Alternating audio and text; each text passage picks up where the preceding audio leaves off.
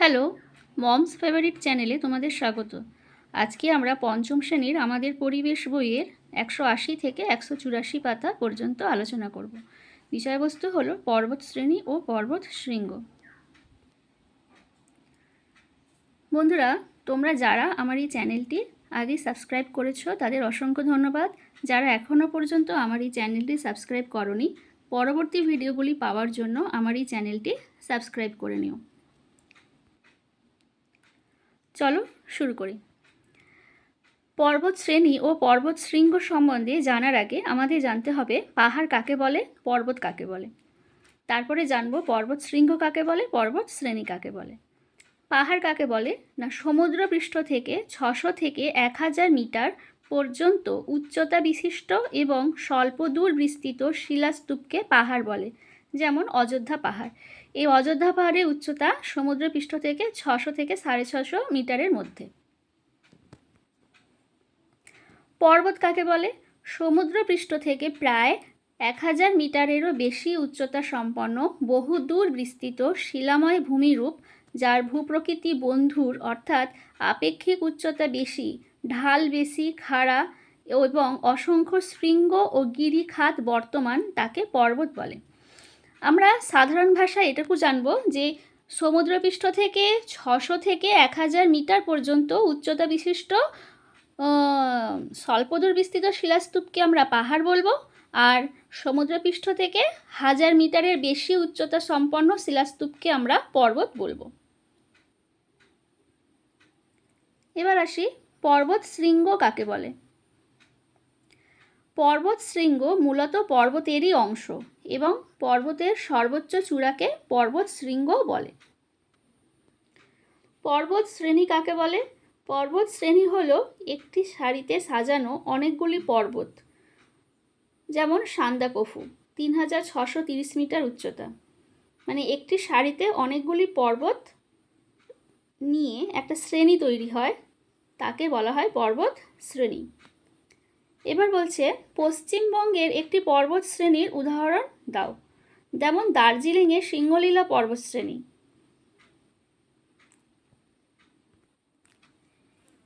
বন্ধুরা, তোমরা এখানে এই ছবিটি দেখতে পাচ্ছ। এই ছবিটি হলো পর্বতের এখানে এক একটি পর্বত, এই যে অনেকগুলি পর্বত একটা সারিতে সাজানো রয়েছে, এগুলোকে বলা হচ্ছে পর্বত শ্রেণী। আর এই যে পর্বতের যে মাথার এই যে চূড়াগুলোকে বলা হয় পর্বত শৃঙ্গ। তাহলে অনেকগুলি পর্বত একটা সারিতে সাজানো থাকলে তাকে বলা হচ্ছে পর্বত শ্রেণী।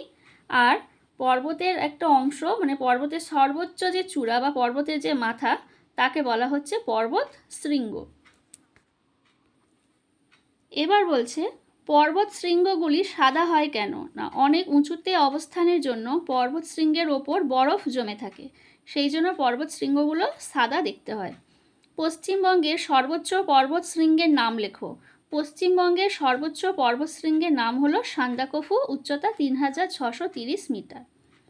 পর্বত শ্রেণী ও পর্বত শৃঙ্গের পার্থক্য কি না, পর্বত শ্রেণী হলো একটি সারিতে সাজানো অনেকগুলি পর্বতের সমষ্টি, আর পর্বতের সর্বোচ্চ চূড়াকে পর্বত শৃঙ্গ বলে। এটাই হলো পর্বত আর শ্রেণী আর পর্বত শৃঙ্গের মধ্যে পার্থক্য। তোমরা এই ছবিটা দিয়ে বোঝাতে পারবে যে একটা সারিতে অনেকগুলি পর্বত সাজানো রয়েছে, এটাকে বলা হচ্ছে পর্বত শ্রেণী, আর পর্বতের যে মাথা অর্থাৎ পর্বতের চূড়াগুলোকে বলা হয় পর্বত শৃঙ্গ।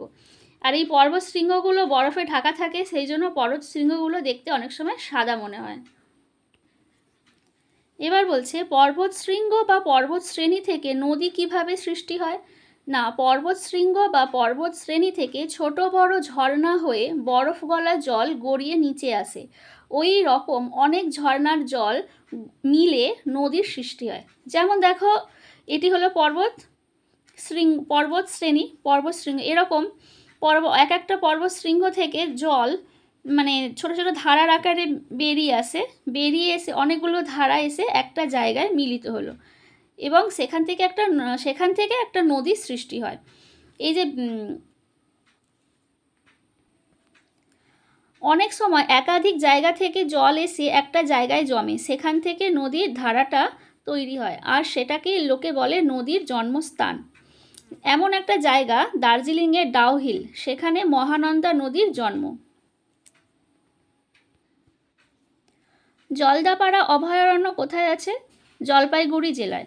জলদাপাড়া অভয়ারণ্যে কোন পশু রয়েছে? একশৃঙ্গ গন্ডার, অনেক হাতি রয়েছে। বক্সা জয়ন্তী পাহাড় ও বক্সার বাঘবন কোথায় রয়েছে? জলপাইগুড়ির উত্তরের পার্বত্য অঞ্চলে আছে বক্সা জয়ন্তী পাহাড় ও বক্সার বাঘবন। বক্সার অভয়ারণ্যে বাঘ ছাড়া আর কি কি জন্তু রয়েছে? ডিস্টারবেন্সের জন্য একটু সরি। জলদাপাড়া অভয়ারণ্যে কোন কোন পশু রয়েছে? না একশৃঙ্গ গন্ডার আর অনেক হাতি রয়েছে। বক্সা জয়ন্তী পাহাড় ও বক্সার বাঘবন কোথায় রয়েছে? না জলপাইগুড়ির উত্তরের পার্বত্য অঞ্চলে আছে বক্সা জয়ন্তী পাহাড় ও বক্সার বাঘবন। বক্সার অভয়ারণ্যে বাঘ ছাড়া আর কি কি জন্তু রয়েছে? ভাল্লুক, হাতি, হরিণ, অজগর, বাইসন, নানান রঙের পাখি, নানান রঙের প্রজাপতি। শকুন সংরক্ষণ কেন্দ্র কোথায় রয়েছে? শকুন সংরক্ষণ কেন্দ্র বক্সা অভয়ারণ্যে রয়েছে। বক্সা জঙ্গলের দুই দিক দিয়ে কোথায় যাওয়া যায়? না এই জঙ্গলের একদিকে ভুটান যাওয়ার রাস্তা, আর একদিক দিয়ে যাওয়া যায় বাংলাদেশের রংপুরে। বক্সা দুর্গ কোথায় আছে? বক্সা অরণ্যে রয়েছে। একসময় এই দুর্গ ছিল ভুটানের। 1860-এর দশকে ব্রিটিশরা এই দুর্গ দখল করেন। সেই থেকে এই দুর্গ ভারতের মধ্যে। পরে যারা ভারতের স্বাধীনতার জন্য লড়াই করতেন তাদের অনেককে ব্রিটিশ সরকার এখানে বন্দি করে রাখত। জলপাইগুড়িতে যেসব বন জঙ্গল রয়েছে সেখানে কী কী গাছ জন্মায়? নানান ধরনের গাছ ও গুল্ম জন্মায়। সেগুন, শাল, চিলৌনি, পানিসাজ, খয়ের, শিশু, গামার গাছ। খুব বৃষ্টি হয়, স্যাঁতস্যাঁতে ভাব থাকে বছরের অনেকটা সময়, সূর্যের আলো বিশেষ ঢোকে না। এরপরের প্রশ্ন, জলপাইগুড়ির গরুমারা অভয়ারণ্যে কোন কোন জন্তু আছে? একশৃঙ্গ গন্ডার, চিতাবাঘ, ভাল্লুক আছে, হাতি, বাইসন আছে, তাছাড়া ছোট ছোট অনেক পশু আছে। এবারের প্রশ্ন, উত্তরবঙ্গের বনের পশু ও গাছপালার মধ্যে কি কি তোমরা দেখো? তোমাদের এটা বইয়ের অ্যাক্টিভিটি। সেখানে বলা হয়েছে কোন কোন গাছ দেখেছো উত্তরবঙ্গে, কোন কোন পশু পাখি দেখেছো, আর ওই সব গাছ পশু পাখির মধ্যে দেখা দু একটা ছবি আঁকো। তাহলে তোমরা যদি কেউ উত্তরবঙ্গে গিয়ে থাকো বা আমরা যে বই পড়ে যে কথাগুলো শুনলাম তার মধ্যে তোমরা কি কি দেখেছো? না তার মধ্যে হাতি, বাঘ, হরিণ এগুলো আমরা প্রায় সকলেই দেখেছি। আর এগুলো আমাদের দেখা। কোন কোন পশু পাখি না কোন কোন গাছ দেখেছি সেগুলো হচ্ছে শাল, সেগুন, শিশু, এই গাছগুলো আমরা দেখেছি। আর কোন কোন পশু পাখি দেখেছি? হাতি, বাঘ, হরিণ।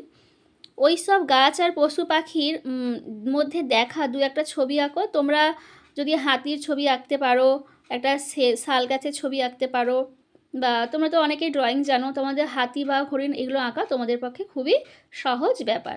তোমরা একটা ছবি আঁকবে গাছ আর একটা গাছের ছবি তোমরা এঁকে নিও। আমরা দেখলাম যে উত্তরবঙ্গের দিকে আমরা অনেকগুলো অভয়ারণ্যের নাম শুনলাম। গরুমারা অভয়ারণ্য, বক্সা অভয়ারণ্য, তারপরে জলদাপাড়া অভয়ারণ্য। এই সব অভয়ারণ্যগুলোতে আমরা একশৃঙ্গ গন্ডার আমরা বেশি দেখতে পাই। আরেকটা জিনিস যেটা হচ্ছে বক্সা অভয়ারণ্যে রয়েছে শকুন সংরক্ষণ কেন্দ্র। বর্তমান দিনে কি হচ্ছে না, শকুন এই বিলুপ্ত হয়ে যাচ্ছে। কারণ দেখা যাচ্ছে যে গরু বা গবাদি পশুদের ব্যথা বেদনাদায়ক ওষুধের জন্য ডাইক্লোরোফেনাক ড্রাগের প্রয়োগ করা হয়। আর এর ফলে কি হচ্ছে না, সেই ওষুধটা ওই প্রাণীর দেহের মধ্যে রয়ে যাচ্ছে এবং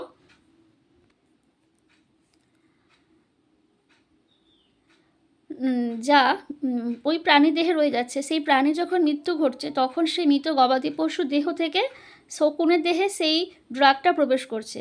যখন শকুন এই মৃতদেহগুলি ভক্ষণ করে, এর ফলে কি হচ্ছে না, ডাইক্লোরোফেনাক ড্রাগ শকুনের দেহে প্রবেশ করার ফলে শকুনের কিডনি নষ্ট হয়ে যাচ্ছে। এর ফলে শকুনের মৃত্যু ঘটছে। সেজন্য এখন শকুনের সংখ্যা বৃদ্ধি করার জন্য